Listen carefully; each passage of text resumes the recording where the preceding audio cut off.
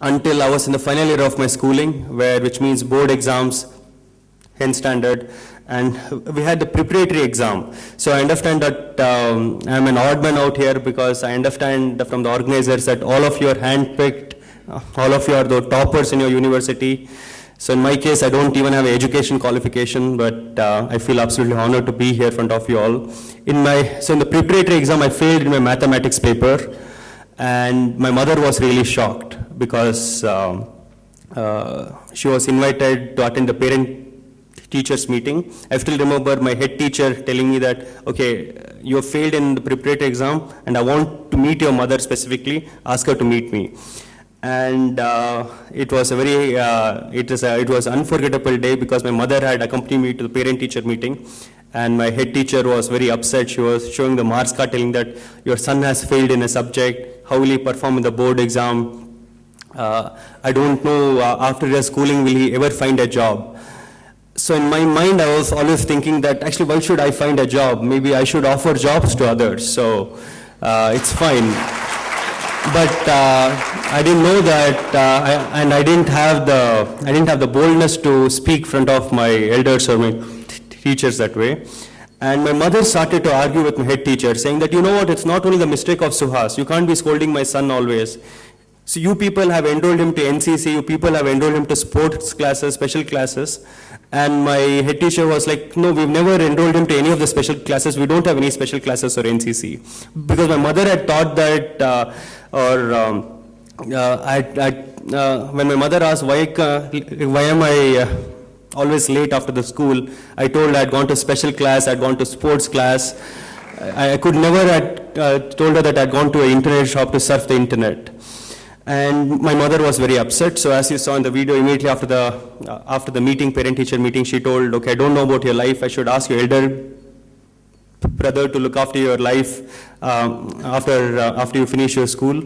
So my elder sibling was like the first bencher. He was like always A+ in school. He went to IIM, and he was in the well-settled life. So he was like a blue-eyed boy in my school and as well as in home. So I knew that I'll have a hard time. As soon as I reached my house, I had my mother at the entrance of the house. My mom is very orthodox, so the first reaction is, she told, okay, before entering the house, Suhas, I want you to swear on my head that you will not go to the internet shop again, and you will focus on your studies until the board exams are over, and I want you to swear on me. And the first reaction to my mother was, the world's richest man, Mr. Bill Gates, has not completed his education, so why do you force me to complete mine? And my mother immediately, so my mother's reaction was the best reaction I could ever had. So my mother told, you know what, Suhas, the horoscope of Bill Gates and the horoscope of yours are not the same. Like aun jaat ka bere, nin jaat ka bere. So you can't be as fortunate as him. And of course, one statement that she made was very interesting. She told, he is born in the US, he has all the facilities there, yeah, it's and even though he is unemployed in the US, also you will have some in fact that comes to you.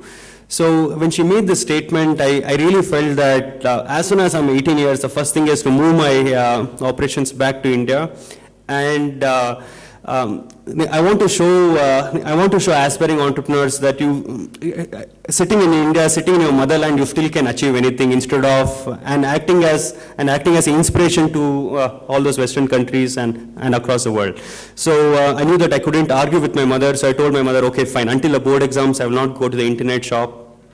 First time in my life, I activated something called autoresponder on your mailbox, telling that I'm on a vacation for the next 4 months, so I'm not available on the email, because as a CEO of a company, you can't tell that you're studying for board exams and you can't reply to mails. So finally, actually it worked, and so immediately after the board exams, I felt that for you to scale up an organization, it can't be a one-man show. You need to form a strong team, the foundation team, and that's when I started to speak to my friends in my school, I've started to speak to some of the friends whom I knew from the internet who were in the US. I started to ask them if they could partner with me and if we could scale up the operations. In our second year of operations, we offered employment to 5 engineers. And I had to interview, of course, since we were still an American company, I had to interview those Americans on the phone. And I still remember one of the applicant who had applied for the job, he told, I can't work under a boss who is half of my age, so I'm not willing to accept this offer. And my reaction was, at least at our company, we'll have a flat hierarchical system where we cannot have anyone as subordinate or a boss.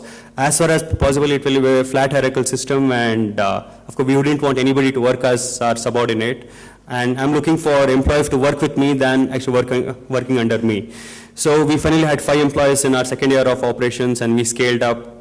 And it was, of course, most of the story you've already seen it in the video, but one thing which I wanted to share you with regarding to ethics and values, how important. I mean, of course, all of us could be entrepreneurs here.